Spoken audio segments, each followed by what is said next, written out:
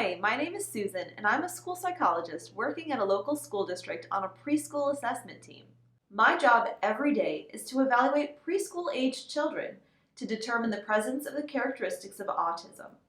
A question I get asked every week by parents is, how do you really know it's autism that you're seeing in my child, and that it's not just typical 3-year-old defiance or social deficits because they've been at home for a year and they haven't had access to other children because of the COVID-19 shutdowns?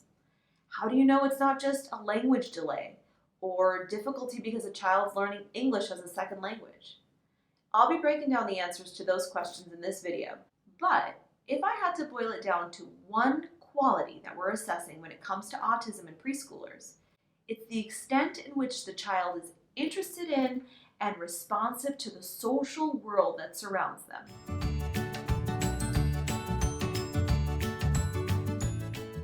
Because there's no blood test or brain scan that can show us whether or not a child has autism, we rely on observed and reported behaviors in the child and compare that to diagnostic criteria as outlined by the DSM-5. We use interviews and observations and standardized tools to be able to determine the presence and the severity of the characteristics that are consistent with an autism spectrum disorder.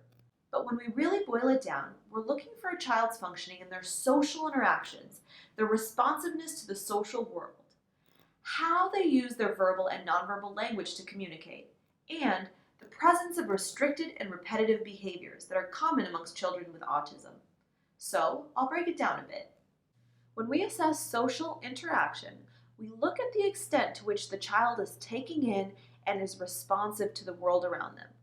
We look for the presence of a social smile, smiling in response to a parent's smile. We look for the quality of his eye contact. Is a child looking at me when I'm talking to him? Is he coordinating his gaze when he makes requests? Or is he just reaching for the toy that he wants without looking back at me? We look for a child's response to their name. Does she readily look at me when I call her name? Or does it take multiple attempts to try to get her attention? Liam. We look for his level of shared enjoyment in interaction. Is he smiling and engaged in the fun interaction we're having when we're playing with bubbles or playing peekaboo? Or is he maybe more interested in playing alone or playing with a toy as opposed to interacting? During the assessment, we look for joint attention. If she can share attention together with me over an object I'm trying to show her. We look to see if the child can follow a point to show her an item across the room. And look to see to what extent the child herself is showing and pointing out objects of interest to either her parents or to the examiner. All of these foundational social skills develop naturally in most children and don't need to be taught. So while a child may not have had access to other children during the past year, either due to the pandemic or because they don't attend a preschool, or because they don't have family members around the area, this does not cause these kind of deficits. And when a child is having difficulty in these areas, it can be a sign of the presence of autism. The second area that we assess is how a student uses their verbal and nonverbal language to communicate. I would say that the first thing that a parent notices, maybe around 18 months or 2 years old, that triggers concern is that their child is not picking up language like other children do. Some parents even see a regression and report that their child speaks first words around a year, and then they lose those words and haven't picked up others since then. While every child on the autism spectrum is different, language challenges are common amongst all children on the spectrum. When they're babies, they aren't using social babbling, and they don't develop common gestures around 9 to 12 months, like clapping, pointing, nodding their heads, waving. Bye. In the toddler years, these children have difficulty learning to put words together to form novel sentences, either to express their needs or to describe what they're doing, like I'm flying, I'm rolling.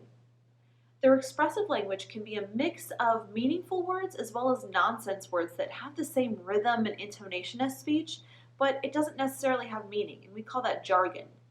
The language can consist of some echolalia, repeating the last word or phrase that was heard, as well as scripted language, lines or phrases that are memorized that may or may not be used appropriately. When we assess children, we're looking for these delays in language development, the presence of these atypical language markers, and to what extent the child uses their gestures and their words to connect with others. Children who have language delays but no signs of autism will still use their gestures, their eye contact, and intentional communication to socially connect and make their meaning known to others. The last area that we look for when we're assessing for autism is the presence of what we call restricted and repetitive type behaviors.